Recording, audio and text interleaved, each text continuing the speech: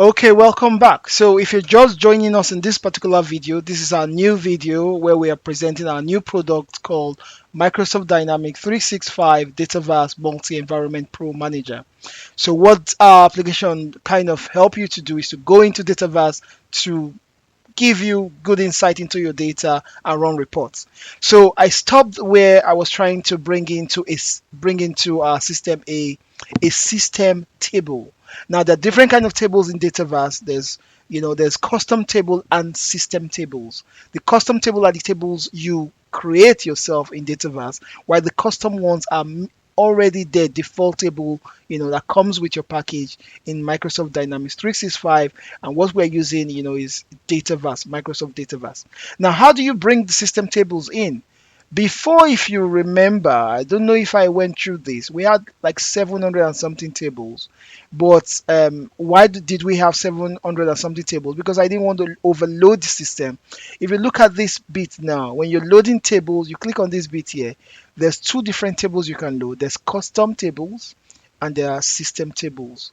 So I can either load the custom table only or system table only. But now I loaded both of them. And that's why it was 700 and something before. Now is 1052 tables all loaded into the system, and the system is working strong and steady and performing good. All right, just going to jump into the matter of today. So I have now selected the currency table. As you can see, this is the currency table that I need. Where's the currency column that I need? This is the currency column.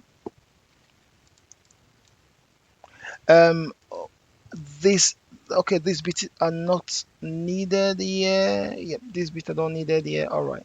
So your JSON needs to be correct, else it will fail. Now, as you remember, I did do a validation, which I came here. I came to the currency table, and I saw in the currency table, there are just one currency there, and this consultant has sent in one currency here. And you can see this consultant has sent in, where's the currency table? Yeah, consultant has sent in two new currency. So how do we know, with bulk data operation, that is just two more currency we need to add? This is a demo. That's why I'm making it simple. You could have operation where you have hundreds, thousands of records. This process will work. And that's why I'm showing you slow and steady. Fine. So I'm going to close this one up now. Yep. I'm going to go to our system. All I need to do next is to drag in the currency report. That's there. I've picked the currency column name, and all I need to do now is to check.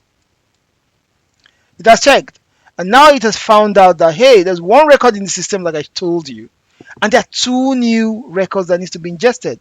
All I need to do is to copy these new two records, come into my bulk data, put it still within the bracket there, put my comma there, sign, and this is not the manager. I need to look for the currency table, and the currency table is let me see if I can get it here. Oh, that's the name of the file. Just right click, rename, and copy it out. So I'm just gonna, because if you do, just so you know, there's lots of table. Look, there's so much table going on. So doing a search is better for you. It filters it down. That's my currency table. So all I need to do now is to ingest this data into the currency table. I'm going to click this now. All right, what's it telling me? The JSON is not correct. I can see what is wrong in the JSON. Oh, this is it, yeah. All right, I'm going to click it again. All right, it's doing this thing. It's finished. What has it done? All right, it's telling me some things are successful. Why is it unsuccessful? All right, I think I thought as much. This is a system table. That might be the reason. Let's see. Everything looks correct. Everything looks correct. Yes. All right, and unexpected error upon. All right. So what I'm going to do, I'm going to take this one in the next video, and hopefully everything will be fine. Thank you.